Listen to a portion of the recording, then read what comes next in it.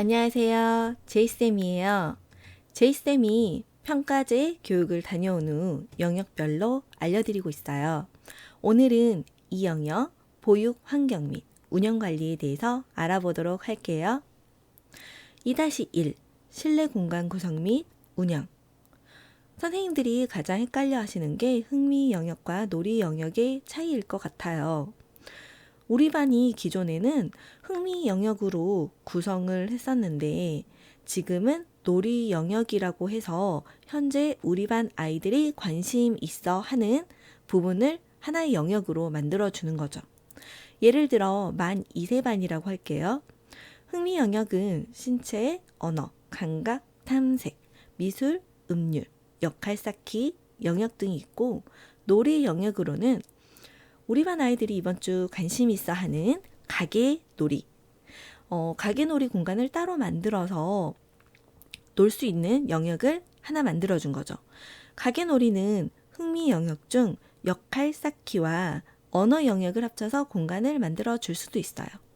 아이들이 가게놀이를 너무 좋아하는데 더 확장해 주고 싶은데 공간이 없다라고 하시면 음률 영역에서 아무 관심이 없어서 놀지 않아요. 그러면 음률 영역을 과감히 없애고 놀이 영역을 더욱더 크게 확장해 주시면 되겠죠. 놀이 영역의 수는 어린이집 보육 프로그램 특성과 영유아의 흥미와 관심에 따라 다를 수 있다고 하니 각 반의 개별성을 인정해 준다고 하니 선생님들도 이 부분을 유의해서 놀이 영역을 구성해 주시면 좋을 것 같아요. 또 놀이 영역은 영유아의 놀이가 방해받지 않을 정도의 크기로 구성되어 있어야 한다고 해요. 이는 다툼이 일어나지 않을 정도의 공간과 영유아의 이동 통로 등이 확보되어야 한다는 말이겠죠.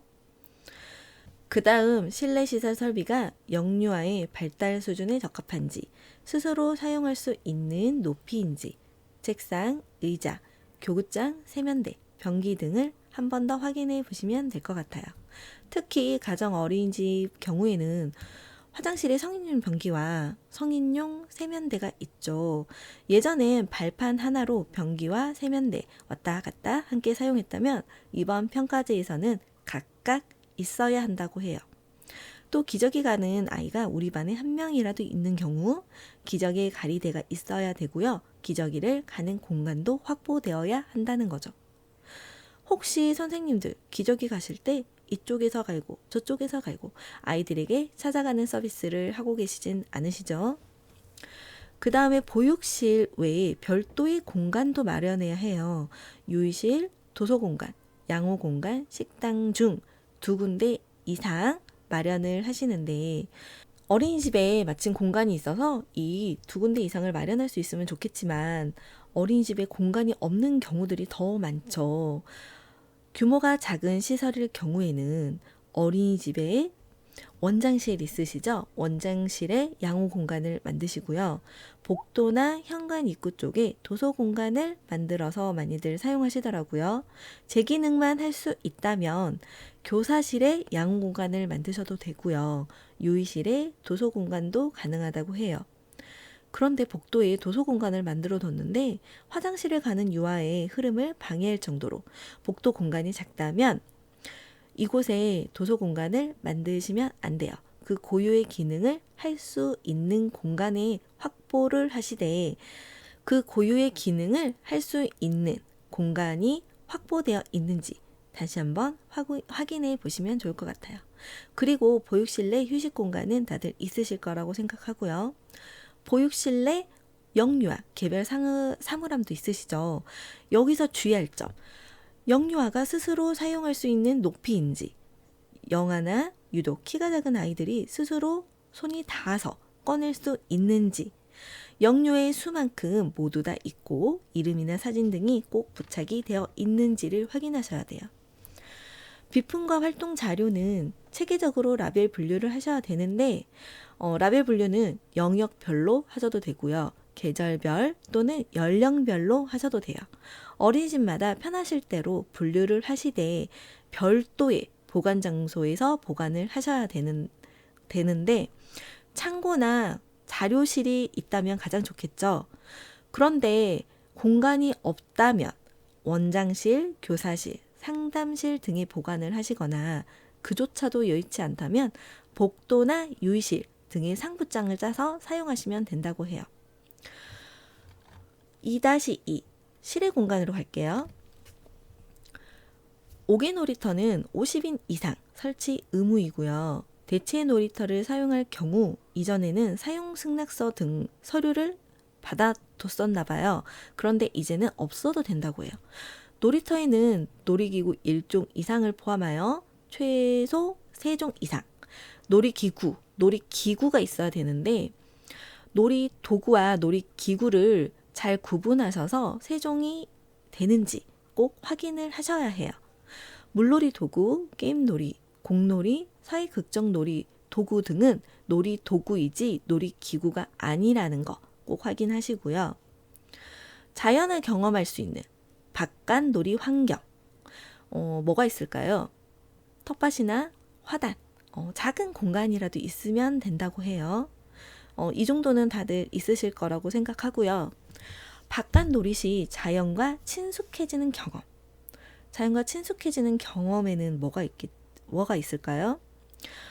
바람을 느껴본다든지, 하늘을 올려다보며 구름을 관찰한다든지, 꽃잎을 관찰한다든지, 어린이집 밖에 보육실이 아닌 밖으로 나가면 관찰할 게 많죠. 굳이 우리가 텃밭을 꼭 갖고 와야 되는 거 아니고요. 모래놀이가 있어야 되는 건 아니에요.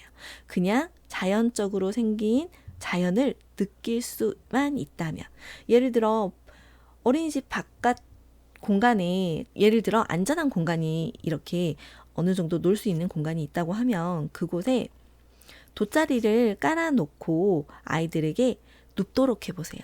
누워서 바람도 느껴보고 하늘의 구름도 관찰해보고 비행기도 관찰해보고 이런 식으로 햇빛을 그냥 느끼는 것만으로도 자연에 친숙해지는 경험이라고 해요. 다만 교사가 놀이나 활동을 제한할 수는 있지만 땡땡아 우리 저 하늘을 봐볼까? 하고 제안을 할 수는 있지만 특정 놀이나 활동을 강요해서는 안 된다고 해요. 하늘에 구름을 관찰하려고 했는데 어떤 아이가 저기 개미다! 라고 말하면 다수의 아이들이 개미를 관찰하러 우르르 가버리잖아요. 그럴 때 선생님이 아니야 얘들아 개미 관찰하는 시간 아니에요. 저 구름을 한번 보자 이렇게 하시면 안 된다는 거죠. 구름이 아닌 개미 관찰로 더욱더 적극적으로 실행을 해주시면 돼요. 2-3 기간 운영. 각 엄마다 운영 안내서를 만드셨죠. 그런데 이걸 이제 운영 안내서는 OT 때 학부모들 모셔놓고 이제 설명도 해드리고 배부도 해야 되는데 지금 코로나로 인해 OT를 대다수 못 하셨을 거예요. 그래서 다들 서면으로 운영 안내서를 배부하셨을 텐데 배부를 했다는 어떤 확인이 필요하잖아요. 그래서 운영 안내서 배부 확인 대장 하나쯤은 만드셔서 학부모 서명을 받아 놓으시면 좋을 것 같아요. 그리고 16시 이후 연장반에 관련된 지표도 있는데 연장반은 보육일지 똑같이 한 달 볼 거고요. 16시 이후에 놀이와 심으로 보육하는지 이 시간에 특별활동은 하진 않는지 확인한다고 해요. 놀이와 심이란 아이가 하루 종일 어린이집에 있었기 때문에 휴식을 취하고 싶기도 하고 컨디션이 좋지 않을 땐 쉬어야 되잖아요. 그래서 언제든지 아이가 쉴 수 있는 공간을 마련하고 아이를 편안하게 보육하고 있는지를 본다는 거죠. 신규 보육교직원 오리엔테이션은 운영일지에 적으시거나 OT 대장을 만드시면 되고요. 신입생이 있는 경우 첫 번째, 신입생 적응 절차가 마련되어 있는지, 두 번째, 신입생 학부모에게 OT를 했는지, 했다면 그 날짜의 운영일지에 적으시면 되겠죠. 그리고 세 번째, 신입생 적응 일지를 최소 5일 이상 적었는지. 이 부분 신입생 적응일지는 다들 하고 계시는데 예를 들어 아이가 퇴소를 했다가 재입소를 할 경우에도 신입생 적응일지를 다시 한번 적어주셔야 되고요. 2-4 가정 및 지역사회와의 연계. 보육실 활동 참관할 수 있는 구체적인 절차와 방법을 안내한 자료가 운영 계획서에 있으면 되고요. 부모가 어린이집 운영에 참여하는 부분은 자원봉사자로서 청소를 도와준다든지 아이들에게 책을 읽어준다든지 어떠한 형태든 다수가 아니어도 돼요. 몇 분만 오셔서 이렇게 운영에 참여한 게 있으면 되고요. 운영일지에 이 부분을 기록으로 적어 놓으시고 면담으로만 물어보신다고 하니 교사들이 숙지하고 있으면 될 것 같아요.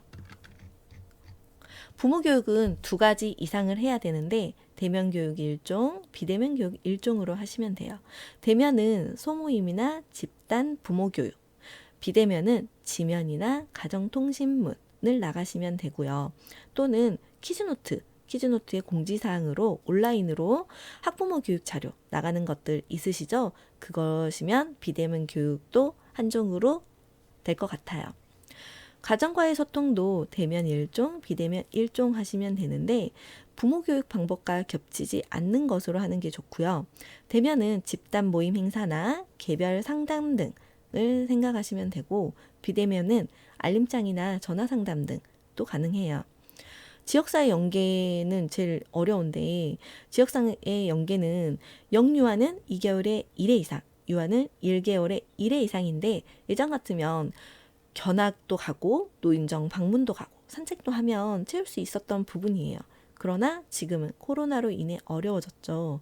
그래서 지역사회 연간 계획안은 세워놓되 학부모에게 코로나 안내문을 나가시면 될 것 같아요.